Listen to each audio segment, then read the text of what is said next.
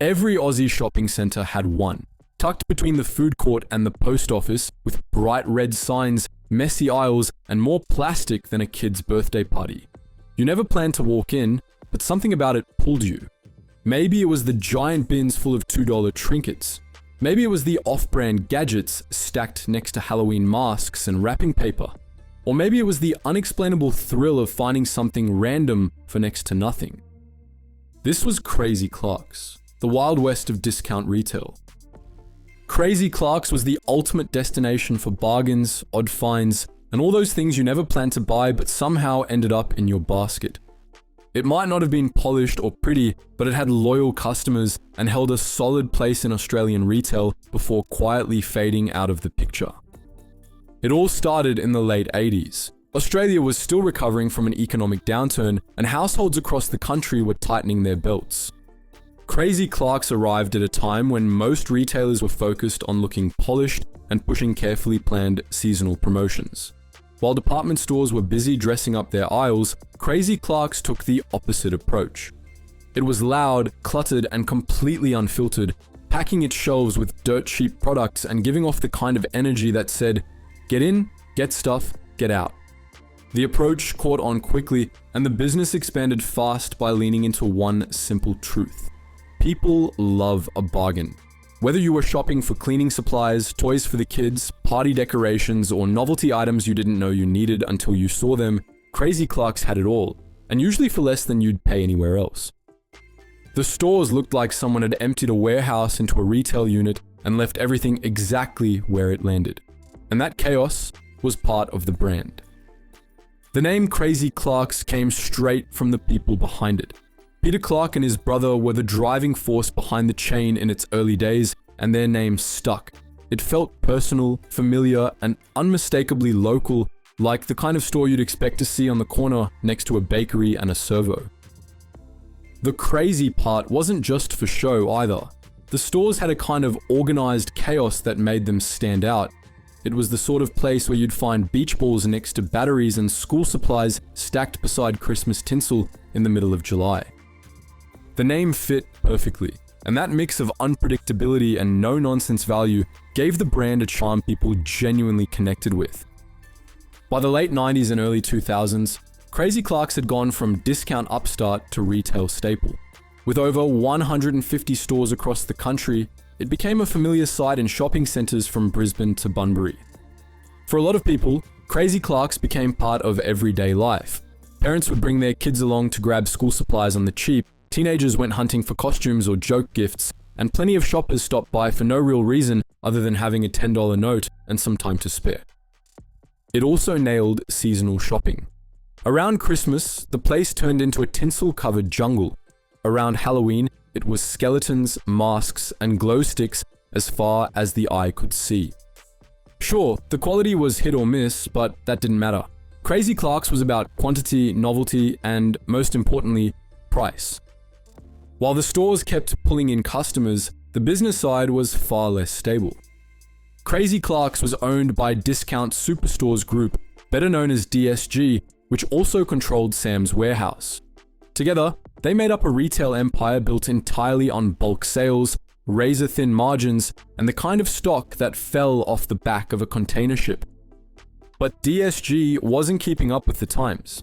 The company spent more energy expanding stores than upgrading systems or future-proofing the business.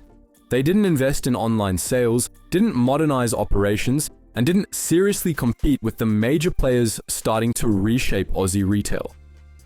Around 2010, the retail world started shifting. Big W and Target began lifting their product quality.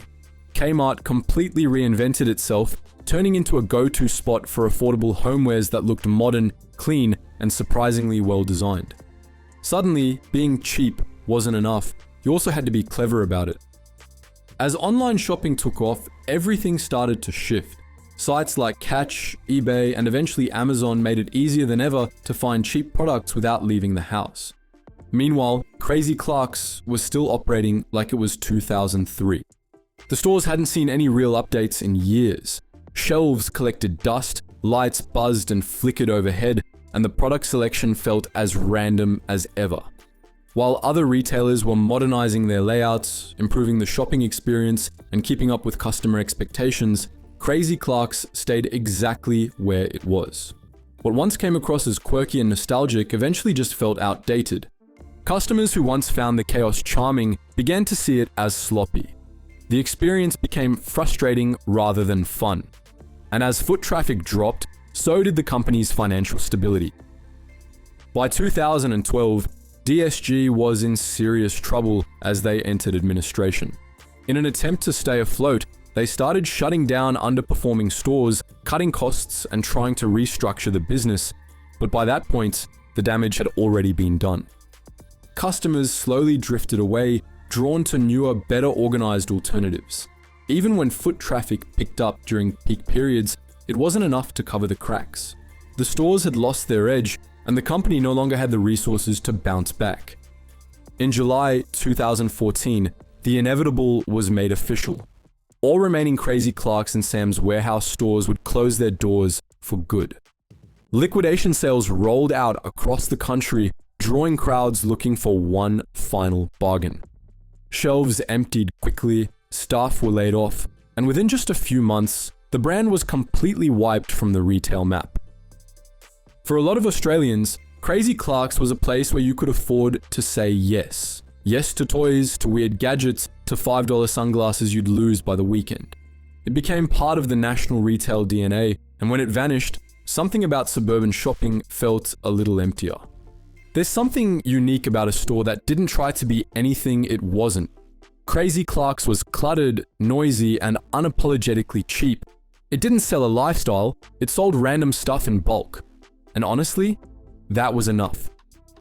In the end, it wasn't one major mistake that took Crazy Clark's down, it was a long list of smaller ones that slowly stacked up over time. The company failed to adapt to the rise of online shopping, didn't invest in updating its stores, and made little effort to improve the overall customer experience.